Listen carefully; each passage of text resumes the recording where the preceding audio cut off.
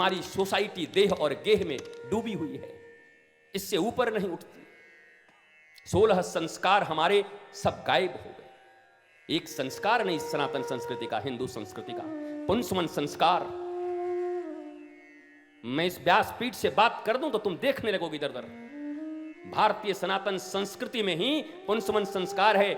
एक स्त्री और पुरुष का मिलन कैसे हो, एक माता और पिता मिलें कैसे, क्योंकि एक ऋषि का आगमन हो। कहीं कोई रावण तो नहीं आ रहा, कहीं कोई दुर्योधन तो नहीं आ रहा तुम्हारे गर्भ से। दुर्योधन कहते किसको हैं? दुर्योधन वो है जो अपने ही घर की नारी को, अपने छोटे भाई को कह के अपने माता पिता और अपने परिजनों और गुरुजनों के बीच में नंगा करवाता है द्रौपदी को। पर जब अपनी मां उसको कहती है कि एक दिन तू नंगा हो के आ जा, मैं तुझे देख दूंगी तो तेरा शरीर वज्र का हो जाएगा, तो लंगोटा पहन के आया था, मां के सामने नंगा कैसे जाऊंगा। ये दुर्योधन की वृत्ति है। स्त्री को तो नंगा कर रहा है पर स्वयं नंगा नहीं जा रहा है। हम भी वैसे ही हैं। अपने फटे हुए कुर्ते हमें नहीं दिखाई देते, किसी का इतना फटा हो तो उंगली लगा के चर्र से करके पूरा उसका इज्जत फाड़ दें, उसकी प्रतिष्ठा मिटा दें। क्या दुर्योधन मर गया या दुर्योधन जिंदा है? वो फिल्म बनाया था किसी ने, टाइगर जिंदा है। कोई टाइगर फाइगर जिंदा नहीं है। रावण जिंदा है, दुर्योधन जिंदा है, पूतना जिंदा है, ताड़का जिंदा है, ये सब जिंदा है। टाइगर जिंदा है। टाइगर जिंदा है इसका मतलब तुम जानवर हो। तुमको भगवान ने इंसान बनाया है। दुर्लभो मानुषो देही, दुर्लभो टाइगरो देही तो नहीं लिखा है। टाइगर जिंदा है। अरे आदमी बन के आया है, टाइगर कह रहा है। अवनति है। टाइगर से मनुष्य बनने आए हो। कभी टाइगर से रितेश्वर बन जाओ तो एक बात समझ में आती है, पर अब टाइगर बनो ये बात समझ में नहीं आती। मनुष्यता की ओर बढ़ो, देवत्व की ओर बढ़ो, ऊपर की ओर उठो। ये तुम्हारी जर्नी है, ये तुम्हारी यात्रा है। और मेरे प्रिय बैठे हुए माता पिता, धृतराष्ट्र और गांधारी लोग, आंखें खोलो और सब सुनने के बाद इसे 2 घंटे का एक कथा सुन के मत जाओ, बल्कि जब वापस जाओगे तो एक बार आत्मनिरीक्षण करो कि वास्तव में अपने बच्चों को कैसे संस्कार देना है, क्या पढ़ाना है, क्या कहना है।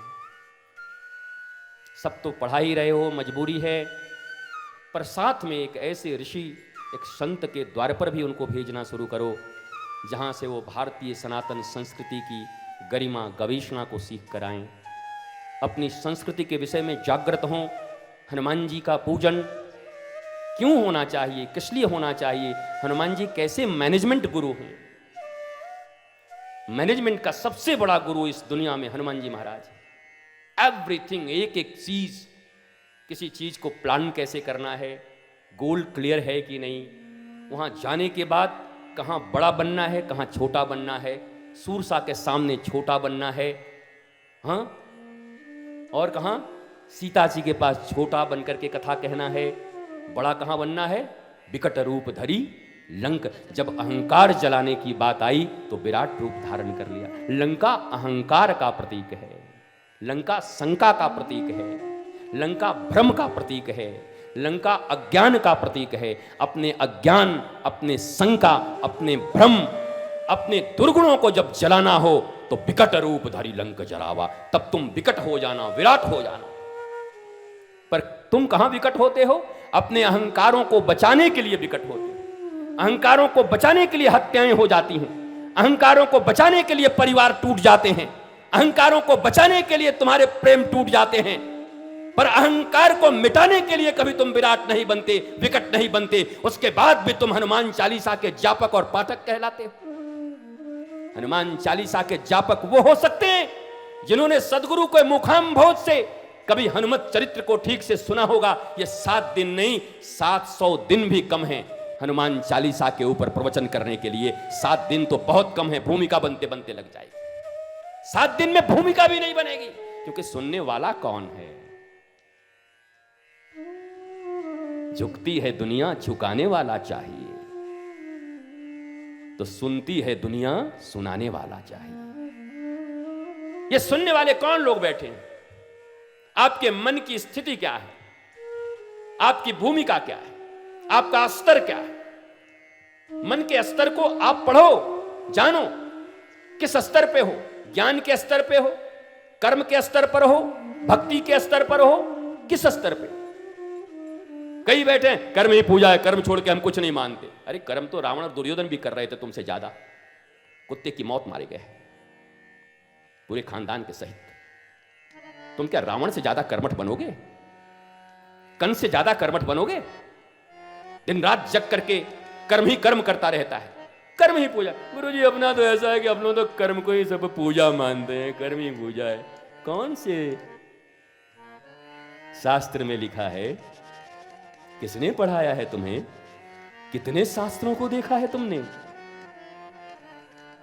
डाइजेस्ट पढ़ने से फुर्सत है?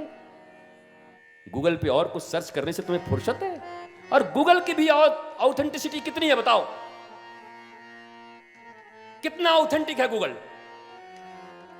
गूगल पर किसी ने अपने विचार अपलोड किए हैं, इट मे बी पॉसिबल वो डिप्रेशन में रहा हुआ आदमी होगा, उसने अपने विचार अपलोड कर दिए और तुम उसी को मानक मान गए, तो तुम्हारा क्या होगा? गूगल गुरु नहीं हो सकता। गूगल इंफॉर्मेशन दे सकता है, पर नॉलेज तो कोई भारतीय सनातन परंपरा संस्कृति का एक ऋषि और संत ही दे सकता है। इंफॉर्मेशन और नॉलेज में बहुत अंतर है। जानकारी अलग है, ज्ञान अलग है। मैं गूगल का प्रयोग मैं खुद ही करता हूं, दिन रात करता हूं।